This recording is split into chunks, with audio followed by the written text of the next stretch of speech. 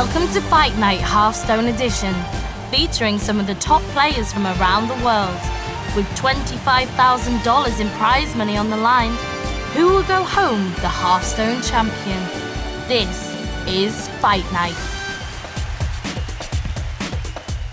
Everybody, it's time. Episode 5 of Season 3 Hearthstone Fight Night is about to begin. Teams are tied 2-2. DogeHouse and Liquid Value are going to the ace match. But this time around, it's going to be a little bit different. Instead of individuals playing, it's the whole team versus the whole team on one computer each. We'll tell you all about it right after this break, and you find out how we got here. Warrior for Artosis, Druid for Monk. You know, he could execute his own savant. I have no time. Yeah. The inner raid. Oh no, you only can play it on an enemy minion. Was it a crumble, or did you just give him the victory? Let's meet our players. From Team Liquid Value, Kong Strife Crow Shu. The team captain, Kevin Monk Dong. The newcomer, Case Koyuki Kiyanaga. And you voted for the mayor of Value Town once again, Jeffrey Trump Sheep. From Team DogeHouse, Marcin Nimch Filipovic. Yana Savish Mikonen. The team captain, Dan Artosis Stemkowski. And the last doggy, but certainly not the least, Jan Ekop Palace. Hey everybody, welcome to Day 5 of Fight Night Hearthstone Season 3. I'm joined once again by Crip. We have a special day in our hands today, right? We do. It's the final day. We're going to get to see who's going to come up on top. It's 2-2, and we got a new tournament structure that we're going to introduce to all the people that want to check it out. That's right. There's going to be 2 twists. The first one is that it's 4 players versus 4 players on one PC. They all get to talk with each other and make moves, but there is a time limit, right? Yeah, we're going to put a time limit because when you have groupthink, sometimes it can go on for ages, and we certainly don't want that. We want to put a little bit of stress just so they get the stuff in check pretty quick. Sounds like you described politics in one sentence, Crip. The second twist that we have here on our show is we're going to have picks and bans on the classes. Each team can ban one class each, but then they can also pick. But it's also going to be exclusive. Yeah, so there's a lot of strategy involved in this, but it's kind of difficult to conceptualize it because it's the first time we're doing it. And the idea is that they set up bans so neither team can play those class, and then they do the picks, and the picks are exclusive. So, if one team decides to go mage as their first pick, when the second team, chooses what they want to play, that's excluded among the bans as well. All right, so we're gonna find out what's gonna happen, but we have also a video to explain the entire format of the ace match for you guys, and after that, we'll go right to the coin toss. So here are the rules for Fight Night Hearthstone Edition. 8 players form 2 teams and battle it out 4v4. 2 team captains spin the heartless ESGN wheel, which will determine the matchups. Now the battle begins. In order to win, the player has to beat all 3 of his rivals' decks. After all the players have battled solo, it's time for the final ace match. All 4 players on each team unite in a grand showdown to find out who is the strongest. Ultimately, the stakes are high. Teams can win as much as $5,000 for crushing their opponents. If one team manages to go even further and clean sweep their opponents, the winners will receive a huge bonus reward of $5,000 on top. It's time to do the coin flip to find out who's gonna get priorities in picks and bans. Monk, I'm gonna ask you first, since you were the last to win. What side of the coin would you like? Well, I would like the coin with the eagle on it, even though it's a European coin. It has an eagle on it for some reason, so yeah, America. All right, so there you go. North Americans pick the American side. So Artosis, looks like you were stuck with the 2. I like the number 2. It's a good number, it's even. The number 2 is a good number. All right. That's the place you're gonna get. Ooh! All right. Eagle. Let's flip the coin. And it's the eagle. America! All right, Monk, your team won the coin flip, so what does that mean? Who are you going to choose to go first? I think I would like DogeHouse to pick first, and we'll pick second. That's fine with us. All right, you cool with that, Artosis?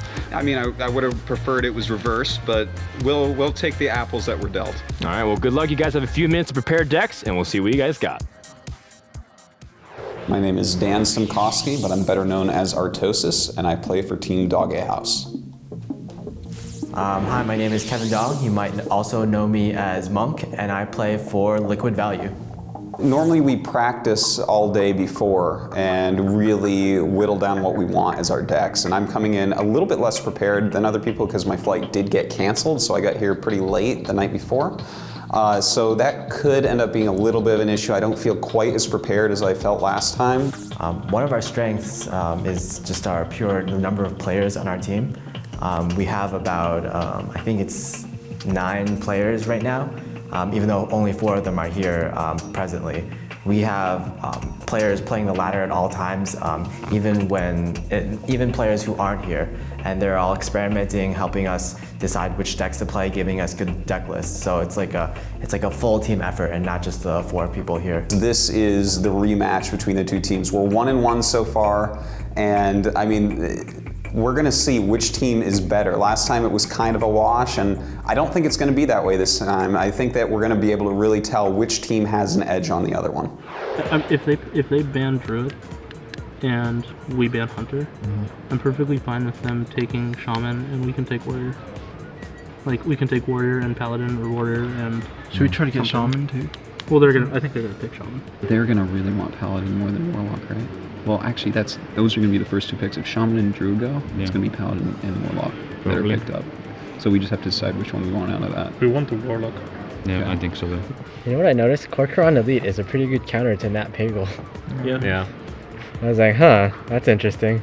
So wait, if we ban this, and they ban, like, let's say this. Yeah. Then we pick this, Yeah. and they go after these 2? Yeah, they do. And then we do this, Yep. and they Exactly. go there. Yep. Okay. That's fine, yeah. Yeah, it's good. We have like their like Tic-tac-toe, we win. Yeah. their first picks will be this. Okay, so to recap, the predicted way this will go is they ban Druid, we ban Hunter, they pick Shaman, we pick Warrior Paladin, they pick Priest Warlock, we pick Mage. Okay, let's do this. I mean, we are ready, right? Yep. Yeah. All right, guys, we're ready for our picks and bans. Let's start off with Team DogeHouse. They get the first ban, Yeah, I think it ended up that way with the coin toss. if memory serves.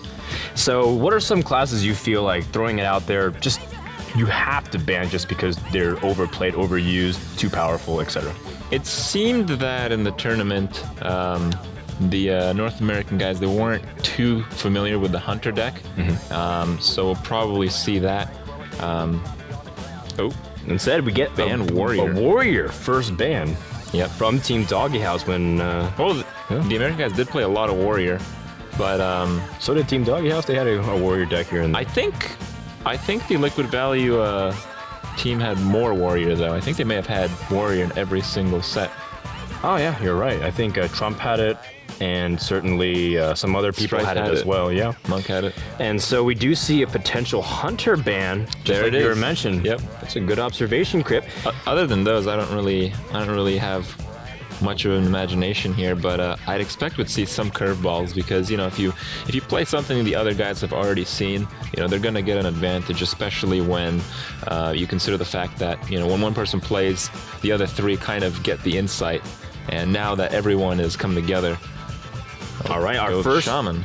pick will be Shaman for Team DogeHouse. It's worked very well for people like Ekop and even to extent Savige, but he didn't really get to secure the win, but he was very familiar with it. And now we have a really good first class pick.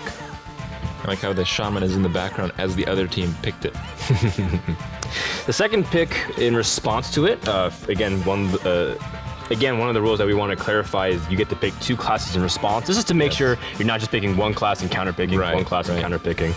2 classes, definitely thinking about Druid as one of them because it's a very powerful class. Yeah, well, what we notice is they're thinking about it. They haven't locked in their answer here, so it seems that the Shaman kind of threw them off. Judging by the screen here, that seems to be quite a discussion point. They may take a little bit of time to come to a decision. Overall, I think there's still some good choices. We've seen Priest being played throughout the week. We also saw a couple good Warlock plays as well, because Warlock seems to be pretty consistent with the Giants deck. So they picked a Druid, they locked that in. That's, you know, just a very well-rounded class. And the Paladin, probably inspired by Kayuki's overwhelming victory over Savages earlier in the week. So we'll see how Paladin's gonna face off for Team Liquid. Meanwhile, Team DogeHouse responds with that Warlock pick. But now we hit an interesting range where there are a few different classes that we don't see that good representation. Rogue, Mage, and Priest. Man, is that really what's left? Wow. Well, this is like, which one is the least bad? Well, with this pick and bans process, only one class is not going to get picked. Right. And I really feel like one of them is Mage. Well, it's difficult to say. I mean, these guys spent quite a few hours figuring out what's possible, and I'm sure they've experimented with a little bit of everything. And in this scenario, when you know your opponents have Druid and Paladin, but you have Shaman and Warlock, do you feel like, with Shaman and Warlock, those are going to be two very control-y decks? Do you want to throw in maybe an aggro mix into it? Maybe the Rogue, maybe an aggro Mage? But aggro Mage has suffered so much from the patch. Yeah. I mean, it's so difficult to assume what they have in mind here. Oh, well, they end up picking Rogue. The first time we'll be seeing it this week. First time we'll ever see it in Fight Night. Really That's exciting. True, actually. But we have seen Rogue played in recent times. It is a pretty strong class. The problem is quite affected by the recent nerfs to Novice Engineer, Defender of Argus, Dark Iron Dwarf. Those are pretty big staples to the deck. I do think with some of the aggro capabilities, though, with such slow decks, Druid and Paladin, they can't be playing too slow, because Rogue can just get way out of control if they let it stack. We'll have to see. So then it comes down to one last pick. We got Priest or Mage. And what are you feeling in this scenario? We didn't see a good showing for Priest. We didn't see a good showing for Priest, and Mage does have some good abilities against Warlock to kind of play into They the keep HP nerfing lifestyle. Mage, you know, but they're doing it for a reason. Mage is pretty strong. Still has one of the best turns 1 through 4 opening in the game. I think they go in the Mage. They haven't locked it in. Still some discussion going on. But I mean, you just can't be that optimistic about Priest. I think Priest also still kind of struggles against both Warlock and Rogue. Yeah. And possibly even Shaman. And possibly Druid and and a few Paladin. of the other classes as well. So Mage and Priest is could be a pick your poison in this regard. Hopefully it doesn't have to get to that point, but looks like Mage is definitely where Team Liquid Value is leaning towards it, and it will be. So Shaman, Warlock, Rogue for DogeHouse, Druid, Paladin, and Mage for Liquid Value. Oh, pretty interesting stuff. We'll have to see how it'll unfold. All right, so after a little bit of time, these two teams will build their decks. They can choose ones they already have, or they can build something completely new. For example, they never had a road deck yet this week. Or the Mage. Or the Mage. So we'll give them some time. Start from the bottom, and then we'll find out where they land. Yep. The question is, do we want this, or do we like play? Well, they're playing Mage now, so We should play like scrubs, I think. Let's see. Iceland's Frostbolt, Blood Mage, Doomsayer. And we could make maybe one Flame Strike or something. No, do you think the thing is this deck could run into a lot of trouble with Flame Tongue Totem? I think we should start with Shaman and then to defeat Druid, and after we defeat Druid, we can do anything. Yes. And if Shaman is beaten, we have Murlocs to counter both decks. Yep. And then if Murlocs die somehow because we're unlucky or something, we still have to throw. Yep, that's right. I'd rather just go aggro mage and then just kind of freeze, you know what I mean? I think with Rogue, Black Knight is really important. Yeah, They will be running taunts now. I definitely don't. They will be running taunts now. Yeah, you play the Black Knight for sure. Okay, can we Especially look at... since they're not running So healing. that's our Mage. Paladin? Do we want to do Giants or do we just want to do Control? I think we were planning to not run BGH targets because we already took them out of the... Yeah. I think we should go to the next deck. Okay. Yep, Those are fine. harder. It's fine. I still say that just going the balls out aggro Paladin might not be a bad idea. How many owls do you want to play? 2, obviously. We could run Holy Wrath.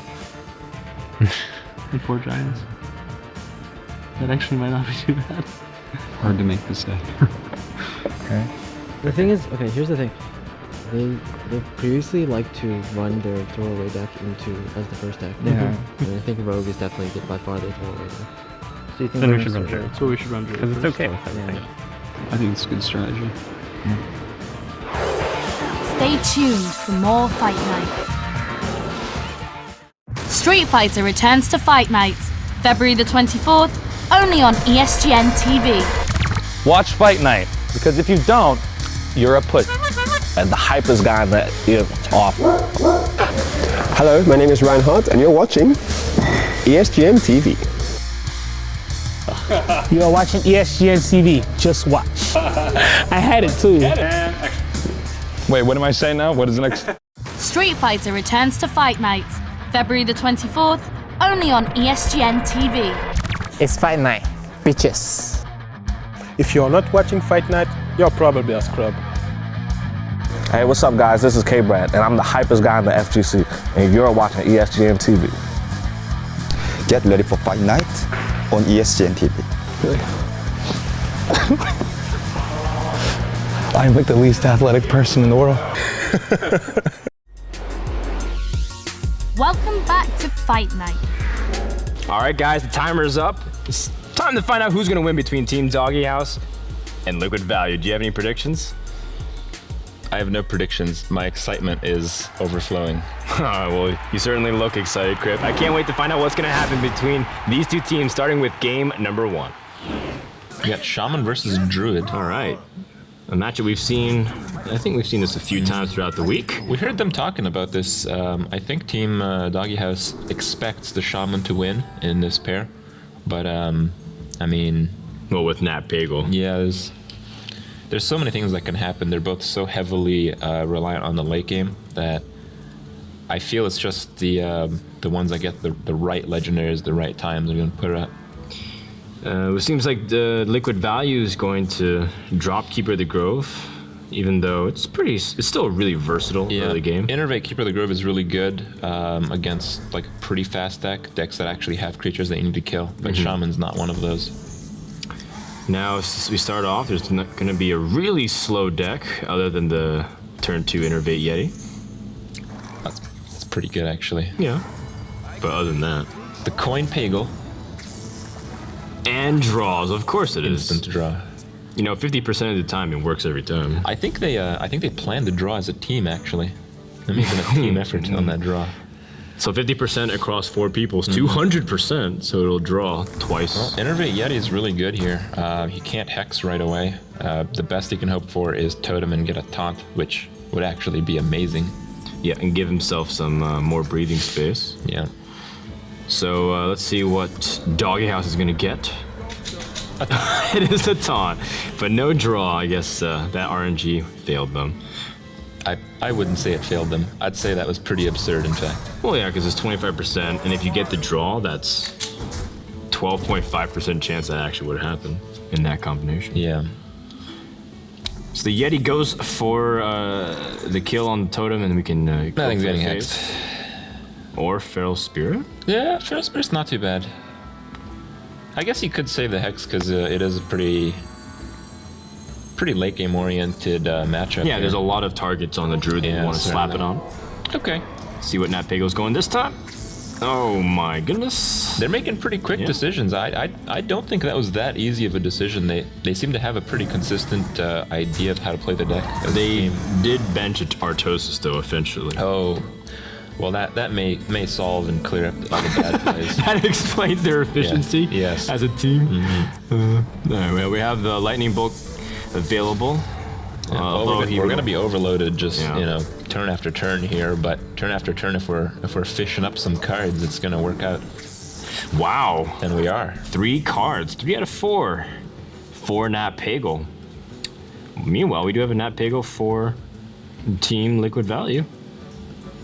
Although they do have a few other choices they can do here. Do you go for the Druid of the Claw board presence? Do you cycle in? You charge the Druid here just to get rid of that stupid Pagel. Yeah, certainly. There it is. But the card advantage is very big, but the board presence pretty weak. Well, the Druid has his own Pagel. It's just sometimes a bit of a challenge to keep it alive, especially in the late game. And the Overload really starting to be pretty annoying, but they also can go for Feral Spirit, but that's also going to overload them for turn 6 if they want to play something like Fire Elemental. I'm not sure they're going to want to play another Overload card here. The Fire Elemental is just so strong next turn. Yeah, they're considering even the Hex, because the Hex takes out the Yeti, and the turn after you can fire elemental down through the taunt. Yeah, that's definitely a viable play. Meanwhile, we do see that all the other plays are really very weak. Yeah, like I was trying to go through everything else in my mind. Ideally, you would like to keep the unbound elemental out, and you can use things like the lightning bolt, but they have to use it previous turn. Yeah, it's kind of inconvenient. Yeah, I think they just you know, kind of explain all the options to themselves. Definitely the Hex, I believe, is the right one. You really need that fire elemental presence in the next turn. So do you continue? Do you drop the Nat Pagel now? Or do you go for the Azure Drake and cantrip anyways? Well, you got a taunt, so I don't know. The Pagel isn't too bad, but I think he may. I think it's not he. It's the team now. Yeah. I think the team might expect a fire elemental, so I think they're playing around that by continuing to push the board. Well, the odds with 1, 2, 3, 4, 5, 9 cards, absolutely pretty good. Yeah, pretty good. And there is the first fire elemental, one of the strongest, if not the strongest class-specific card. Can you think of anything better than the fire elemental? Well, in Arena, people consider the fire elemental as the top dog just because it's in the common slot, and sometimes you get 4 or 5 of them. But yeah. I don't know. When you consider them across all the cards, they're still pretty high up, but the legendaries tend to pull ahead. That's a good point. So we do have the Ancient of Lore to draw some more cards, which is very good for the Druid, but this is exactly what the Druid expects to do, just to start flexing its late game as they draw a card. And this is something that's kind of different from the Shaman decks that DogeHouse was running earlier. They took out their Lightning Storms and started going for Lava Bursts. Yep, and it's certainly going to pay off in this matchup as the Druid is not that likely to fill up a board. Yeah, and in fact, he can board clear, and while getting out an Unbound Elemental to really power through it. Well, I think to do that, he has to Earthshock the 0/1 and Unbound. You can afford to do that.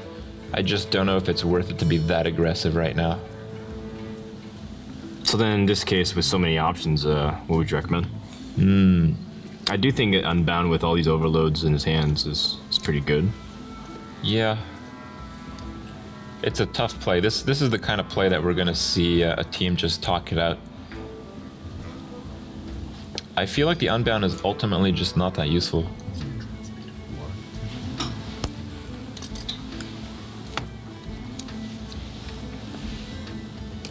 Still going through the plays here. Looks like they are going with the Unbound. And I don't feel the Earthshock being that useful here though. Just leave it up. I mean, if you Earthshock, yeah, you kill the 4/4, but the fire elemental's still dead, so because it's gonna get attacked and it's gonna get hero powered. Okay, that's fair. And now we have a situation where Druid has a lot of options as well. Yeah, he's probably looking to kill the Unbound before it gets too crazy, and he's gonna do that with the Drake attacking into it. It's gonna need another damage from the Shaman on the Drake, but I believe he has the Earthshock still, and that was ultimately the plan. If things go wrong, Earthshock for the win. I think Karen is a pretty good play here. He already saw a Hex come out, so he's looking at 1 Hex. He saw the Earthshock. I don't know. I'd feel pretty confident that Karen would actually get his effect and would stay on the board. And you know, if you feel that, it's usually going to be the play you're going to want to make. And is that a target worth getting hexed? Do you feel like, compared to some of the other targets that Druid has? Well, I just don't think it's that likely to run into a Hex. I mean, you definitely are not happy when your Karen gets hexed, but yeah. With 1 being down, with the Earthshock being down, I think the chances are pretty fair that it's going to survive. Except when you draw a Tink Master over Spark. Well, that's a great draw for DogeHouse. And they can, well, he also does have an Earthshock in his hand as well. Yeah, he ended up saving it. Well, I'm curious to see what the teams are saying. So maybe we check it out. Oh, we got the squirrel. That's usually what you want when you play that card.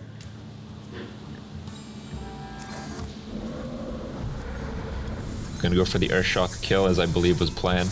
and go for some damage to the face. So in this state, do you feel like there's a solid lead for DogeHouse, or is it still kind of even? The board tends to matter a lot for Shaman, so when you got bigger creatures against pretty much nothing, I mean, it's a squirrel, you got to be pretty happy. The card advantage favors the Druid, but we saw the Shaman deck pull out just from tempo alone, even though it was at the card disadvantage and, the board disadvantage just a few turns prior, so we might be able to see that again. Turn number 9, you can drop scenarios to get some taunts out. I think, do you think that's a good or bad play? Oh man, the thing is, if you do that, you bait out a Lightning Storm, and if you do get Lightning Storm, if you do get 3 on Cenarius, it's it's a cleanup, but it's reasonable value. All right, well, that's exactly what value does, and attacking the Spelt Power Totem. I guess why not? Well, if you're gonna kill something with a squirrel, it's gonna take some time. Unless it's the Syrian Totem. Yeah. Or a Hexed Frog. Now, DogeHouse gets their own Karn. And they have a lot of things they can do. Yeah, here. it's a pretty tough spot again. Lava Burst does 6 because of the spell damage totem. But you gotta get through those taunts as well. I'm trying to think if there's anything you can do in combination with Azure Drakes and Lava Burst, but it seems like Alec here is going to be the response to clean up these taunts, and you can use the rest of the minions to trade. Yeah, and you just leave Alakir up, push for some damage. We saw a similar tempo play end up winning one of the games earlier in the tournament. That's a pretty interesting draw. Savage Roar. This is a deck very similar to what Monk is, except they threw in like a Cenarius instead of Rag, and a Sun Fury instead of Pyro. The main piece missing right now for the Druid is the swipe. I mean, this is a pretty nice swipe.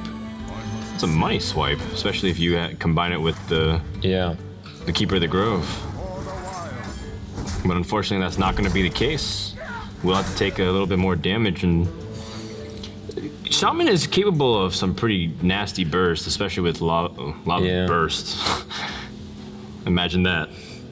Well, we do know that he has Lava Burst in hand. We do know that the Druid is at 13, and there is still some threats out, but I believe they're going to be dealt with. So I don't think this match is going to end quite yet. There's still going to be a few turns left, and with the Druid having the card lead, and I think they're going to have the board lead after this turn, it may end all right. We know that Ragnaros is in the hand of the Shaman, so if you get a lucky shot, you might be able to finish the next turn with Lava Burst or something like that. Sure, and in the meantime, just load up taunts and prevent yourself from being able to get overrun. Yep. I think it's a pretty good play. Although again, it's making them susceptible to a Lightning Storm. I don't believe we saw that drawn yet from the Shaman though. No, they don't. They're not actually running it at all. Oh, I didn't catch that. Oh, that's right, because in the previous decks, they subbed out 1 Lightning Storm for 1 Lava Burst. And most likely now that they've seen 2 Lava Bursts, they subbed out the second. Yeah. And that's pretty painful in this regard, because you'd be able to wipe it. You'd certainly want a Lightning Storm right now over a Lava Burst. So with 10 men on the board and lots of cards at their disposal, DogeHouse could try to draw a card with the Azure Drake and see what they get, but even so, if you do, what are you really looking for? It's tough to say. Oh, Rockbiter. That's actually pretty decent. Lets you clear off another creature. If you can clear most of the board, you can rag. If you get a rag to the face, you can probably finish with Lava Burst, depending on how much armor's stacked and.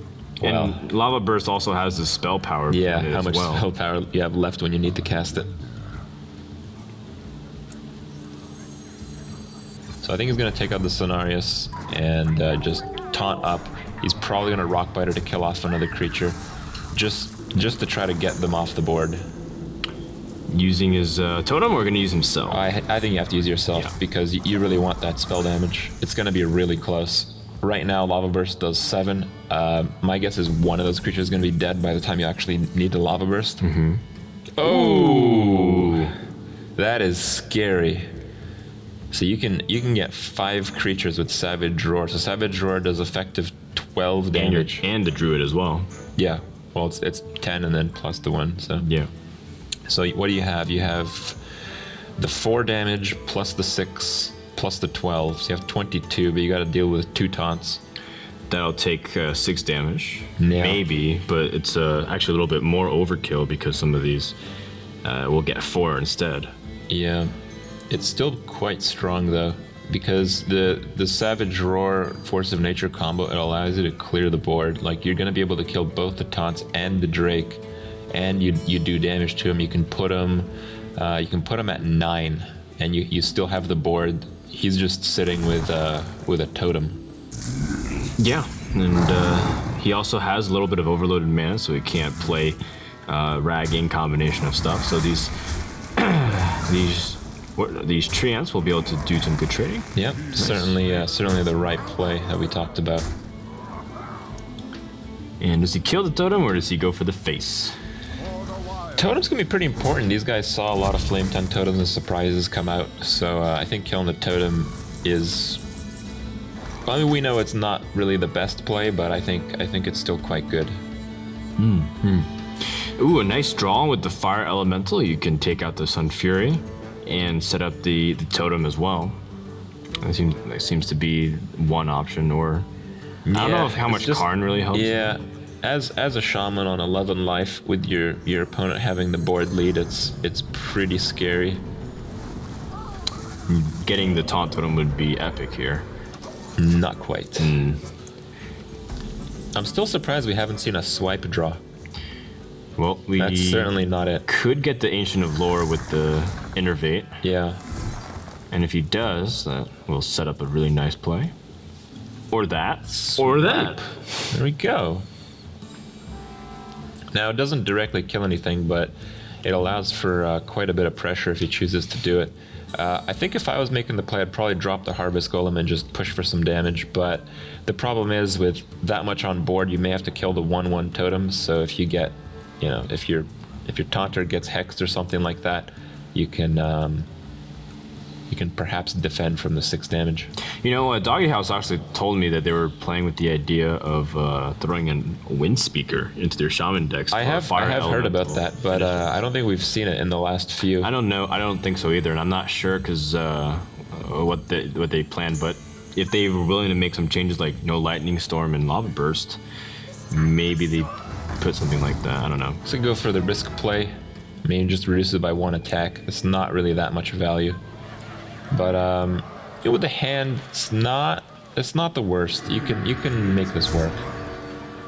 All right, well, 2 damage and you pass it back. Unless you want to do Innervate and drop like a Nat You might want to. Because maybe even the hero power on the 1/1 totem. It starts getting to the point where you have such low cost, you don't really need Innervate. I think killing the 1/1 totem is probably the right play. Ooh. But they're going for it. It's a team decision. They also have 5 damage from the sword. They have 2 damage from a creature, 1 more from the druid, and then 5 from the swipe. So just 1 of the 2 damage creature needs to survive this turn, and that's fairly likely from what we can see. But we do have the Argus, so it might be a problem to get through. That's true. If DogeHouse chooses to play it, which most likely they will if you're going to set up with Sylvanas. Yeah. Set up the taunt. And then power through and force your opponent to get through it. Yeah, and they use a Tankmaster Overspark. Yeah, what a difference the 5/5 there instead of the 1/1 is. Much more intimidating. Oh man, that's pretty big. Oh, a big, well 6/6 played. Taunt Sylvanas, but at the same time, we know the opponent is sitting on Hex.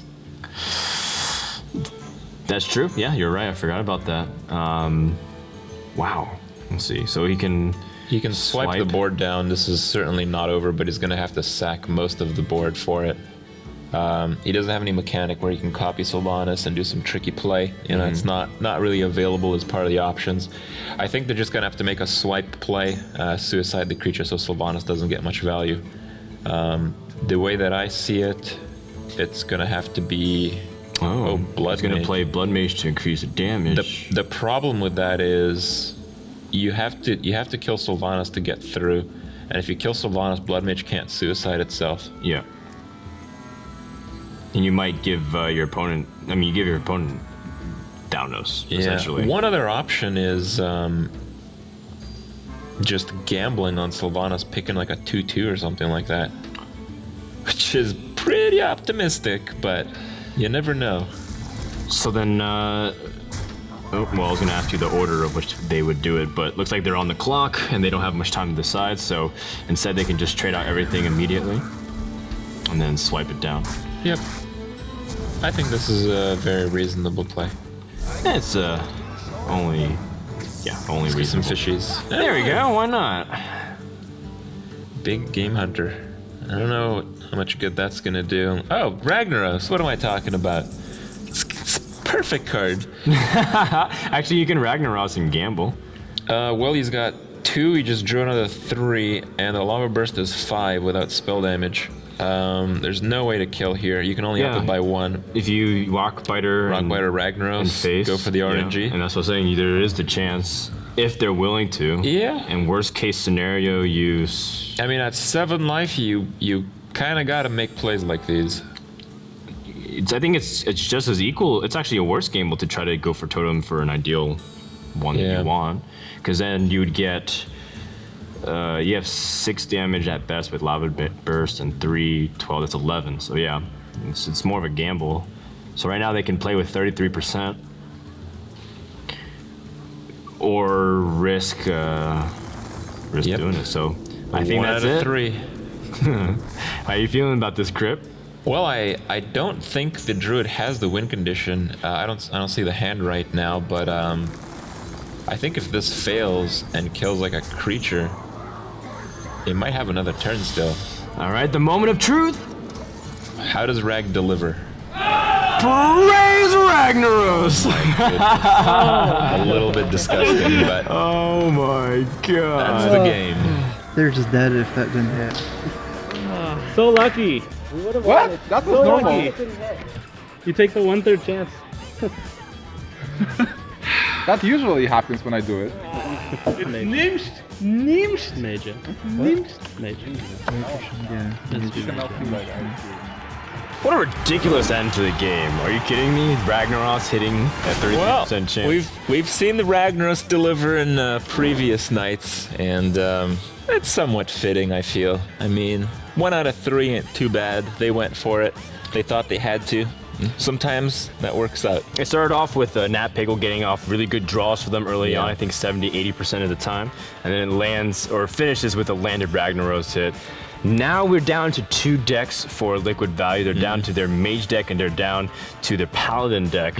Which do you feel like is a good choice here? Well, the Shaman's kind of like a catch-all. I don't know, I don't want to reveal too many things, but I have a feeling that either deck can work in this situation.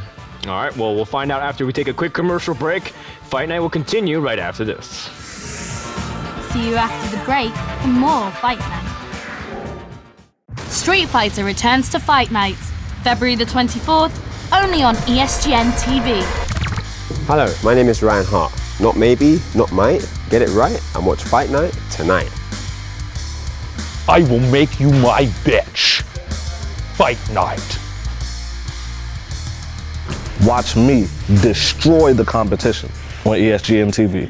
Street Fighter returns to Fight Nights, February the 24th, only on ESGN TV. When I'm not out getting laid all the time, I'm watching ESGN TV. Every night is Fight Night.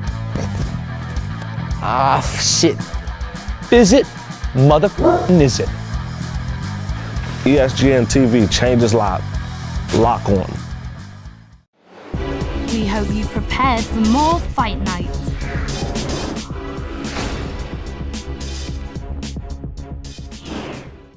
What deck's gonna be? Ooh, it's the Paladin deck. Now, Crip, we did get to see a little bit of a preview of what's to come. As part of the notes that we were given on these decks, it seems.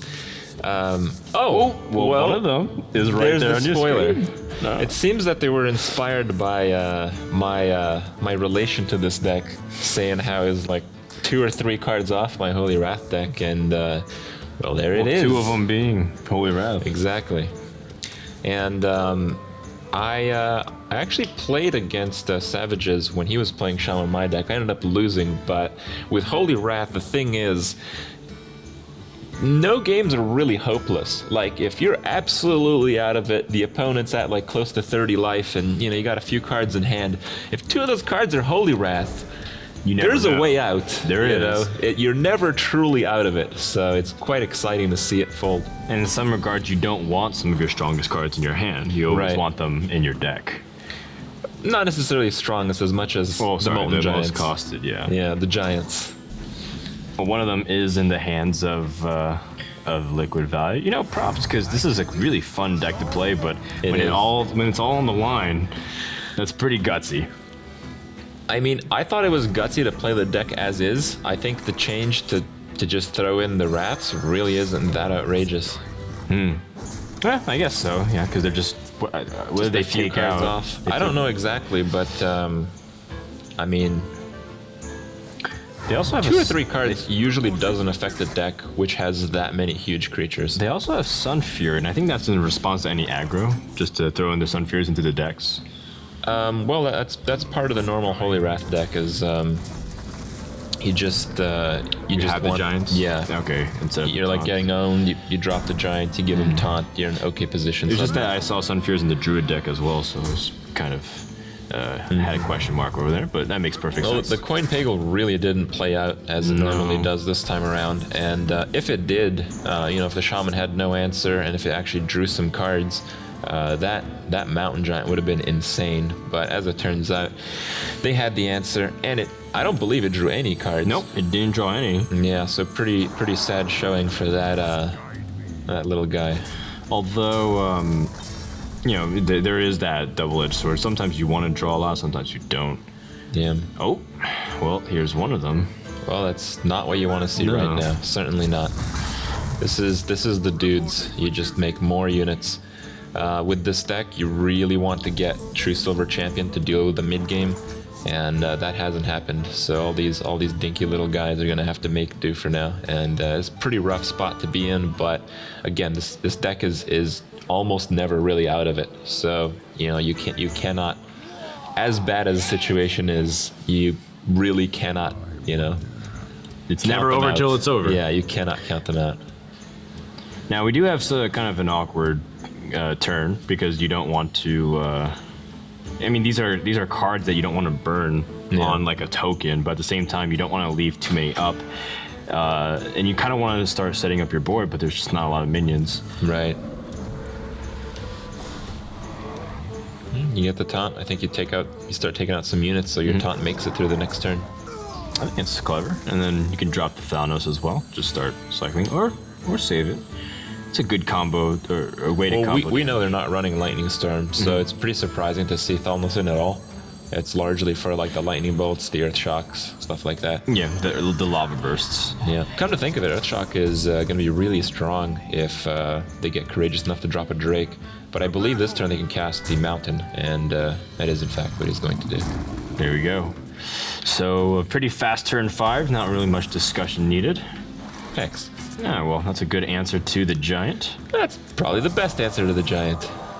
And there goes the Giant. Oh, finger slipped. Unless one team is like, let me do it. Well, okay, let's say they don't hex it. They can Lava Burst and Suicide the 2/3. Right, and well, I guess save a hex for a bigger target, but you want to keep at least one hex for something like a Tyrion, right? Or but you also have a Tink Master in your repertoire, so you can have 2 more. But there's a lot of threats in this deck. You just keep loading like really heavy hitting late game cards. Yeah. So that might not matter. Certainly, the number of big creatures outweighs the number of removals. But yeah, it's so random when you play this many big cards. When you play in a deck with not a lot of draw, it's almost impossible to predict how the turns will unfold. Turn 6 gives a couple of interesting scenarios. This is the Earthshock turn. Yeah. Yep. You can Earthshock and then clear it. You can do Earthshock and 2 rock by... Oh, Earthshock for 3. Yeah. Okay. And kill it with the You can Earth, but you can kill you can Fire Elemental. I was Very like easy. struggling for the name of it. And there you go. The board keeps developing for DogeHouse. Liquid Value. They have equality, so the more they invest, the less you really care. Well, actually, no, they have both equalities, but they don't have the combination Consecrate. part. They don't have the Consecrate. They don't have the Wild Pyro. That's too bad. So they're gonna take some damage, and it's pretty tricky to come up with a good play here. I mean, turn 7, what do you really do? You have a Faceless to put up a Fire Elemental. That's about it. And you can drop a Sun Fury if you want. Yeah, just mitigate the damage. You're at the card lead. Wow. You get a foil Fire Elemental. Yeah, look at that. It's Look at badass. that. I was under the impression that Faceless just copied the entirety of the card. Yep. If it was foil, it'd get a foil copy. But it seems that a foil Faceless gives you a foil copy regardless of the original, which is pretty awesome. Fire Elemental with Black Flame searing through it. That's intimidating. A Nat Pagel draw for Team DogeHouse. Not really that useful, but the Lava Burst here can help break through and start doing some big damage. I like the Lava Burst play. You can Rock Biter your elemental there, but I feel that if you Lava Burst, you can just kill the other card with it. Sure. You can kill the Sun Fury because it becomes a 3/3. 7 damage. Yeah. Pretty bananas. The issue with Lava Burst is the mana just kind of screws up. You don't really have much to complement it. You can drop a Pagel and a Totem, but yeah, it's just kind of... Pagel's Totem's not too bad. I mean, at the same time, you are playing against Paladin, you really want to not fill up that much of the board. But it seems like he's putting the Cairn, which is kind of a compromise once you think about it, because, you know, if you do get equality out, you still have Cairn, a minion on yeah, the you board. still have Cairn, which is a pretty big threat. That is true. Turn to break here for Liquid Value. Oh! Alright. They draw the second Molten Giant. Well, he just has to, Liquid Value that is, they just have to not die in one turn, and then they're going to be pretty well off. And Ragnaros, this is one way to do it. Mitigate some damage, possibly by killing a creature. Oh! Well, alright. It's not going to mitigate anything, but it does make the opponent more vulnerable to the equality play. That's right. And they do have a big Lava Burst capable coming out. And trade it out with... I think they have lethal, actually, because I believe the Lava Burst 6, is 7. 7. Plus the Argus, another 2. I do believe this game is 9, actually over. 10, you're right. Yeah, that was in fact the worst possible target. Oh, wow, that stinks.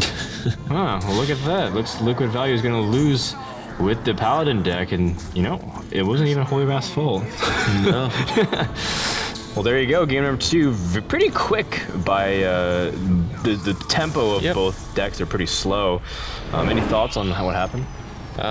Well, an explosive Shaman deck gets an explosive finish, so sometimes it happens. 20 and, damage, you feel like you have a lot of cushion. Yeah. Well, if it's gonna happen, if it's gonna come together, this is a pretty good time for it to happen. So. Well, Liquid Value is down to their last deck. It's Mage. Let's take a quick commercial break, and when we come back, we'll find out if they can make the comeback, or they're gonna roll over 0-3 and DogeHouse takes home the win. We'll be right back with Fight Night.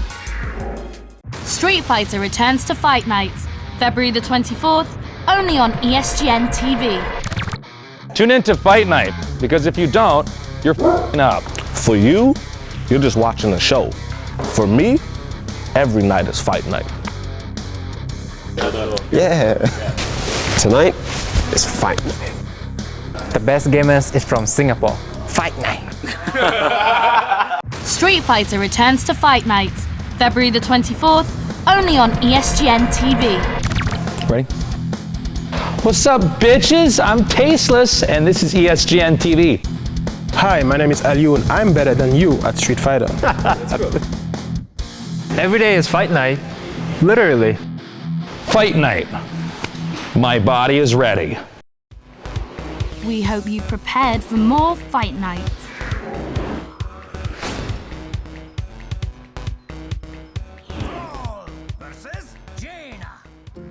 And welcome back once again to Fight Night. We're currently in the middle of the series. DogeHouse is up 2-0 over Liquid Value, and now it's down to the last Mage deck. Yep. Mage deck. Mage is the last pick that they had. but you never know with these. Sometimes all you really need is a little bit, or oftentimes a lot of luck. But anything's possible. It's Hearthstone. All right, Mage versus Shaman. Now, you were just telling me, Crip, that Mage is actually very good against Shaman normally. In the general sense, before the Mage changes to the Pyroblast, that was absolutely the case. Now, I think Mage is one of those that, because they got enough people, put it aside for a while. And I don't really know exactly how it'll go, but given the history, I don't imagine it's that poor of a matchup in the worst case. Turn 2, Blood Mage Thanos, but there is an Urshock for DogeHouse, which would be a nice response to it, if they so desire. I mean, they don't really know what they're running into, so when they see that, they're like, generally, that's a pretty good target. Might as well throw it out there. Sure. Yeah. I mean, that still doesn't really show what kind of mage it is, does it? Even though there's pretty much one kind of mage you see, but... Yeah. Well, even that card really doesn't show it. Yeah. Well, now we have the ability to play Unbound Elemental, which is nice, but that gives the Acolyte 2 draws. Yeah, so that's not going to happen.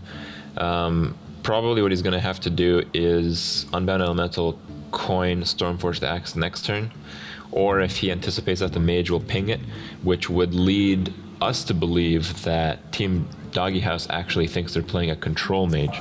So if they think they're playing against the control mage, the Unbound is a pretty decent play. Ooh. Wow, we almost just saw a Hex. Wow. That is quite startling. Sounds like they're pretty conflicted. Let's hear what they have to say. Realistically, if you're hexing an Acolyte, you're pretty much admitting to playing a aggro mage, where there's really not that many things to hex. Oh, this is nice. Drawing Lava Burst. Yeah. And if you're playing against an aggro mage, not having Lightning Storm. Supercharged Lava Burst. This is Lava Burst twice. Yeah. For a little bit more. A little bit more of the cost. You got the Leroy and you draw a card. What a combo. Not bad. And I think this kind of dispels any other ideas of what kind of mage it is. Actually, again, wait, really doesn't. Like, Leroy has been played in control. That's true. I guess that's always kind of like a weird balance. And honestly, what made mage really difficult to play against prior to the patch. Well, we have the axe here, but if you axe Leroy, you're taking another 6, and that's not going to feel very good. On the other hand, a Lava Burst. Oh, I don't know. That's a big investment. You could Lava Burst Leroy and then coin the axe, kill the Acolyte. But if you do that, you're on 2 mana next turn, which is pretty weak. Yikes. You do have the option to hex, but I mean, you're still not sure if you can save the hex, but yeah, it feels like you kind of have to at this stage. Yeah. So they're going with their guts. I think they believe this is an aggro mage, and that's the call they're making, and they are right. Well, and then we do have another draw. A 2-draw Acolyte's pretty good. And a 2-draw Nat Pagel is also pretty good. I'd say that's quite exceptional, in fact. Or as Trump would say, above average. Above average. A Fireball. Wow, this is a lot of damage in hand right now. You can drop the Mana Worm and the Fireball.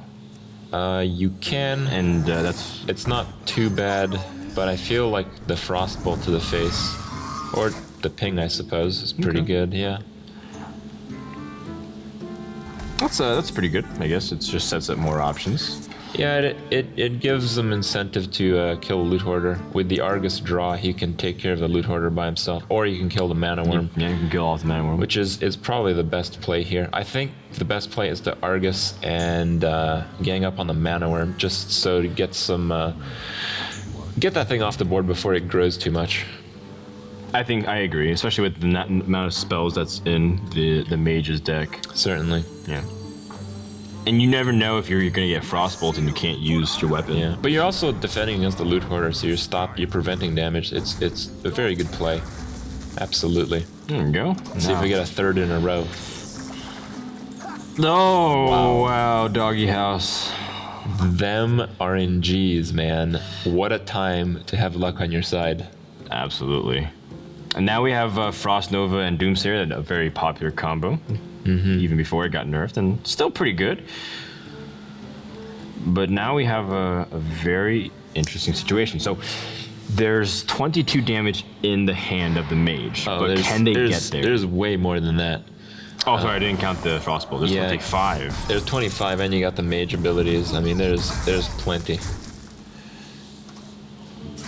And instead, they're just gonna try to go through the Nat Pagel and just do as much damage as possible.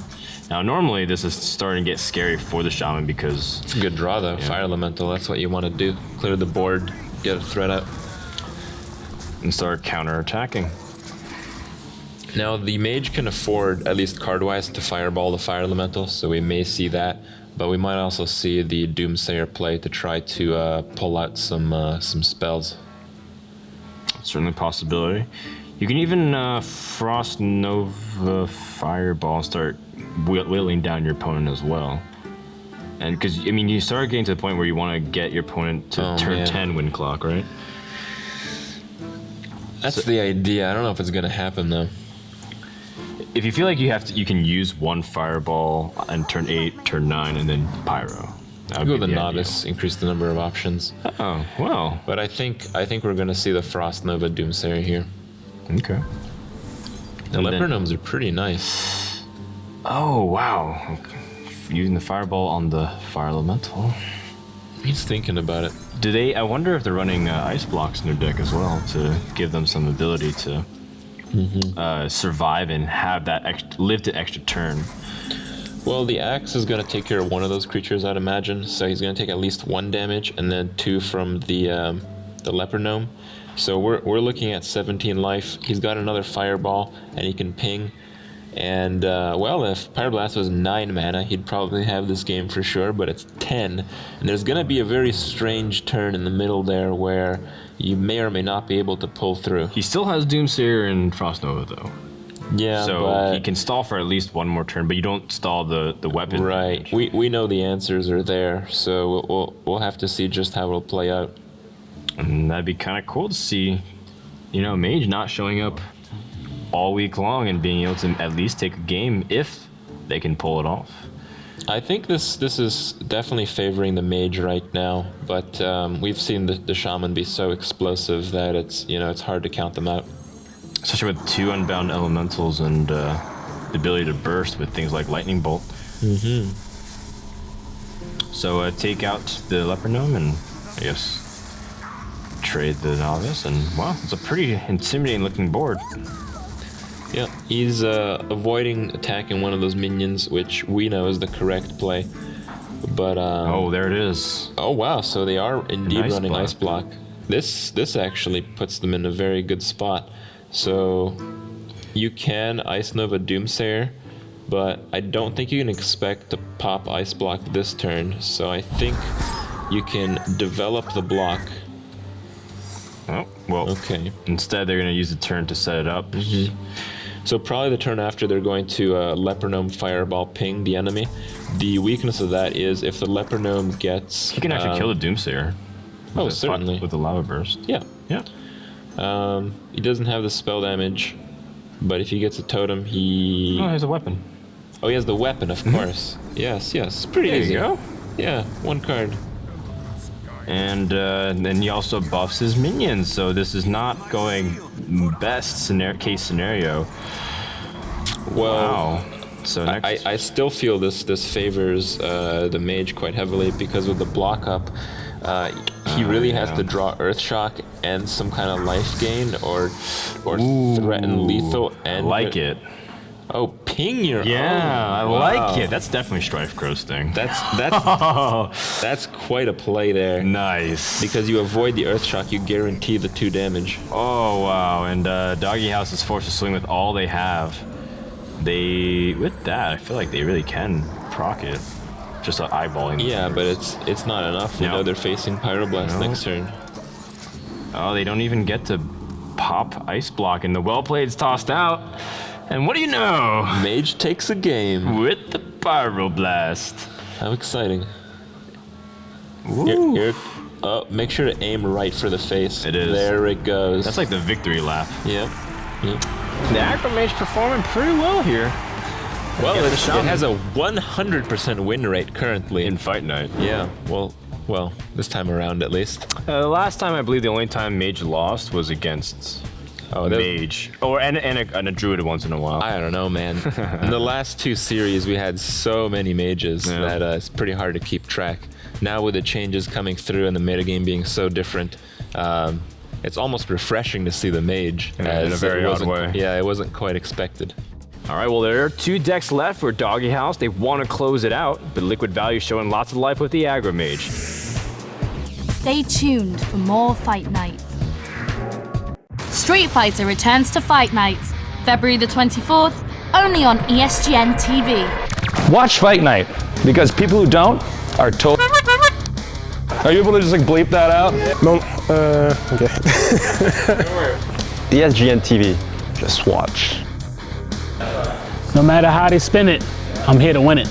The #1 rule of Fight Night, I am Fight Night. Street Fighter returns to Fight Nights, February the 24th, only on ESGN TV. It's Fight Night, bitches. If you're not watching Fight Night, you're probably a scrub. Hey, what's up, guys? This is K-Brad, and I'm the hypest guy in the FGC, and you're watching ESGN TV. Get ready for Fight Night on ESGN TV.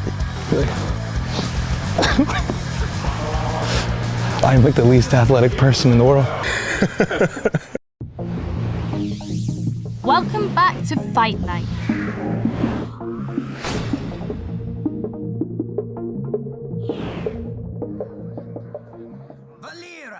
So there it is. There's the unlikely matchup. Rogue versus Mage, the 2 classes that we didn't think you'd be seeing at Fight Night, but that's part of the fun with the Ace match. In my experience, Aggro Mage actually has a pretty tough time against Rogue, but of course I'm talking about the old Rogue. This is, kind of like a forgotten matchup, and with negative changes on both sides, it's kind of hard to predict how it'll unfold. And Nat Pagel as well. Well, with Novice being nerfed, you gotta have another 2-drop that draws cards. Or fishes them up. Or 4. Yeah. Based off the trend we've been seeing. But in Aggro Mage, and Nat Pagel doesn't really feel like it holds much candle. I believe this is the Rogue that we're seeing the Nat Pagel in, though. It is. And DogeHouse is really debating whether or not they should keep it. Game 4. So we got the Pagel down. The basics are set. And I think it's Pagel versus Pagel. Wow. Who will win? Who draws more? Well, that's a good start. That's actually excellent for the Rogue. Certainly. It didn't draw for Liquid Value. No, but the Novice Engineer is going to make up for that. It's going to force a draw. Or will it? Wow. Okay. Miss again, though. A little bit rough. And that's going to give DogeHouse another chance, maybe. The Harvest Golem sets up a kill because of the Dark Iron buffing it to 4. So that Pagel's life is pretty limited right now. So could this one, if you use a Frostbolt? Yeah, the Frostbolt would do it. There you go. Novice Engineer ends up doing something. Kind of. Oh yeah, with a little assistance. I don't think that'd be the worst thing. Plus, people said that it wouldn't really do much because it's 1 health now. It's just so vulnerable. With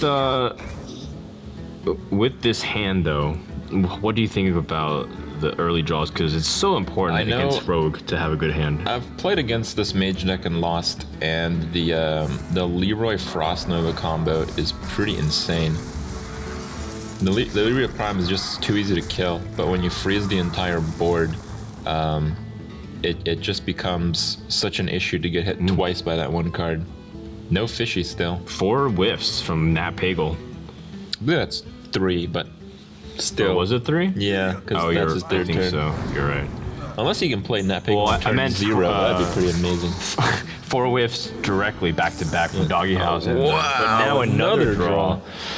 This Pagel energy is pretty crazy. Well, actually, so far for the match, it's lower than 50% overall. But yeah, it's been very good for DogeHouse. I can't be feeling good for Liquid Value. You don't really have a great answer to the Dark Iron here, and you want to keep your Pagel alive, so you're at a point where you don't really know what to do.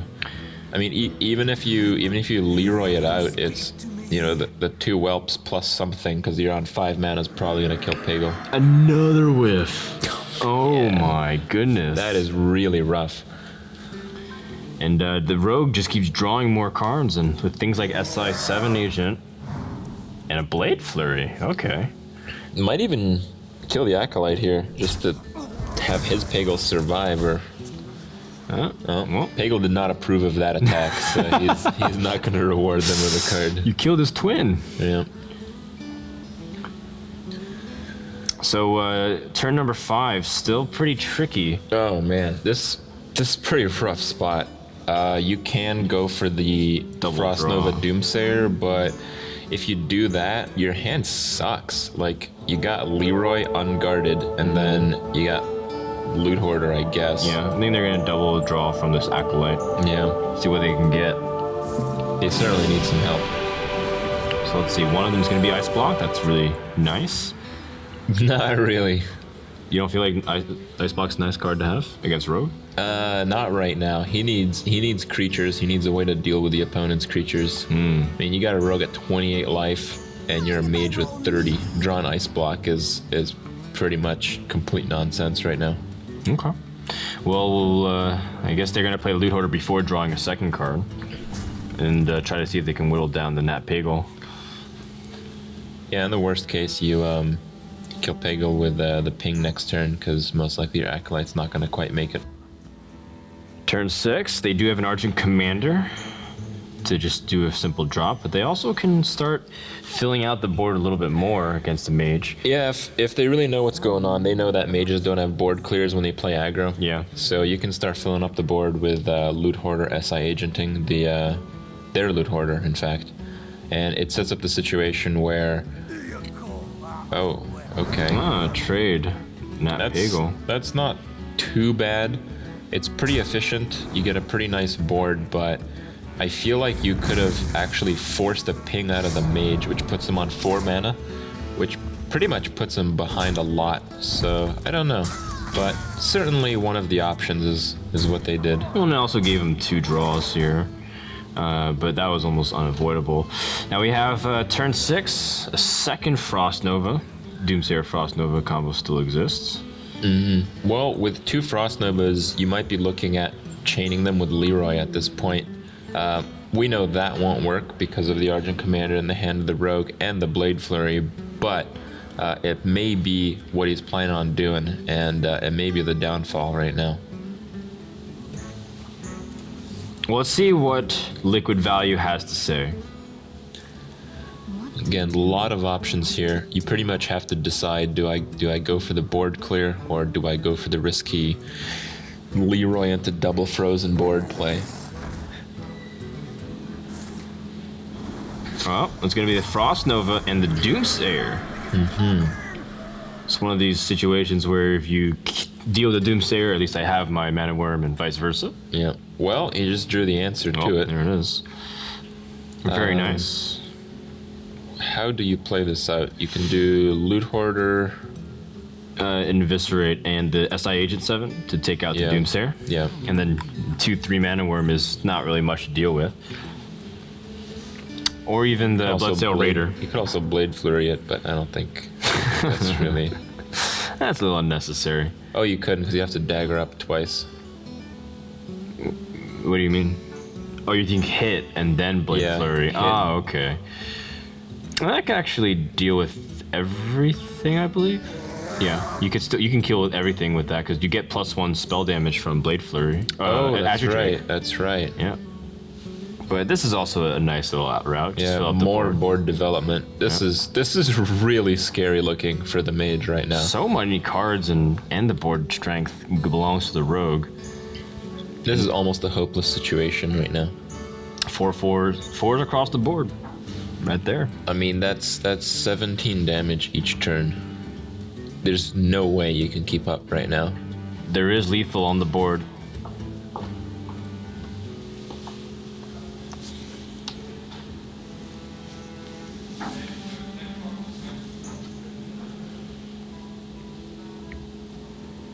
What?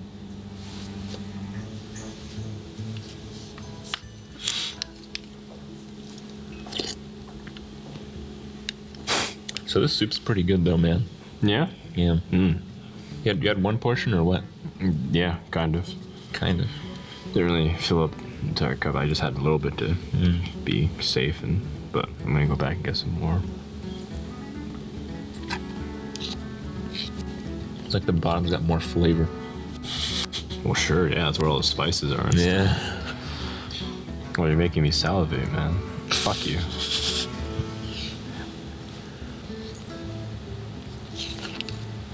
Well, once I'm done, I'll let you have the cup so you can have the aroma, and just, you know? Well, half the taste is in the smell, right?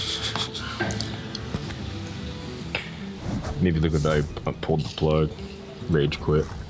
It's a pretty good strategy in that position. Higher chance of winning than what they have right now.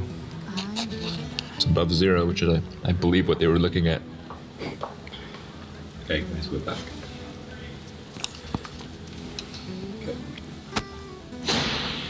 Alright, sorry about that little hiccup. Alright, Leroy play it is, and trying to see if they can use the Frost Nova Stall for time and do as much damage as possible. That's definitely the only thing you can do in this scenario. It's definitely according to plan, but we know it doesn't work because of the Argent Commander. Oh. And the Eviscerate. Yes, a nice way to clear the board. This just sucks. Actually, you can even Blade Flurry and clear the board. Oh, man. And not have to feel worried about clogging everything up. I think the Blade Flurry play is the best one. I mean, you use 1 card to kill 2. Essentially 3, because they did Frost Nova you as well. Yeah, and so you attack first, just use durability. Very clever. And then that actually sets up lethal for the board for next turn. If, man. There's nothing the mage can do. Yeah, the mage can ice block to survive another turn, and there it probably do nothing as a result. I don't know. 18 damage exists on the board alone, although you can also just start adding out insane amount of damage. Drop a loot hoarder while you're at it, right? Sure. Bam. And so now what will Liquid Value do? They could be on their second to last turn because they have Ice Block. If they draw Fireball, they're going to be well off. Well, they got Ice Block Doomsayer, but I don't know how good that's going to be. They still can ping one of their Death Rattle draws. This is what needs to happen. They need to Ice Block and put down both of the draws, and they need to draw into another Ice Block and a Fireball. And that will actually win them the game. So the next 2 out of the 3 cards that they draw need to be Ice Block and Fireball. Right. I don't think we've... Are you sure that's enough, though? Yeah. Yeah, Ice Block, Fireball, Ping. 10. You survive because of Ice Block. Oh, you're right. The ping. Oh my goodness. I think we've avoided the Fireball so far, so the chance of that is pretty good, but he's got to draw the last Ice Block in the deck, and the chance of that is pretty horrible. So here comes the proc. Oh, one of them is Ice God. Block. Oh, it could. It's the chance. It's actually possible. This is blowing my mind right now. Oh my god. So Ice Block it is, and this is not that unlikely. We're probably looking at about 15% chance that they'd win the game. Wow. Not survive. Yeah. Wow. This is just absurd. The moment of truth. Is it going to be Fireball? Well, they have the Novice, so it doesn't have to be Fireball. Oh, yeah. Oh, the Arcane Int. Can you do that? So if you have Ice Block... No, you can't. No, because the Fireball costs 4. Yeah. So the Arcane Intellect... Oh, missiles. Well... The missiles don't offer enough, though. Yeah, the Ice Block, that's it. I don't believe you can really do anything else. No, I don't think so. I bet next card's Fireball. Well, you know, the Pyroblast was nerfed for reasons exactly like this. Yeah. But I don't really think anything, because the problem is you can freeze the board even if you had things like Blizzard, but you can't freeze the board and freeze the characters. The rogue can always you need just a ping Blizzard you and a for one. Frostbolt. And he has the Charger and the SI, so I mean, it's just bad news all around. In which case, now the second Ice Block is created. Well, the cards are just playing themselves out right now. We know it's hopeless for the mage, but it could have been. It could have been quite a dream. There was an opportunity. Yeah. There was, and I'm sure the Fireball will come right. There it is. Of course it is. There it is. Oh man. Just a few cards behind. And you know what? If Nat Pagel Drew himself. That's actually true. Yeah. If Nat Pagel had the same RNG as the opposing team, they would would have have won. won. Yeah. Can you believe that? Team DogeHouse takes it home. Pretty epic game, especially considering the first few. Hard to expect such a result. But they fought hard and they fought well. Well, most of them did. And they all played really well. And that last team win is even sweeter. All right, so it's time to present the checks. In second place, earning 750 Liquid Value. Congrats, guys.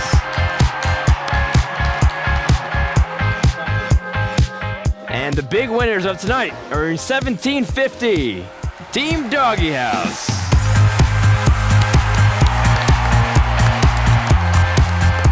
So there it is. I hope you guys enjoyed our new season of Hearthstone. Season 3 was a blast. We threw in some new wrenches and mixed things up, but we're not done yet. Next week, same time, same place, we'll have another round, Season 4 of Hearthstone Fight Night. Catch you guys then.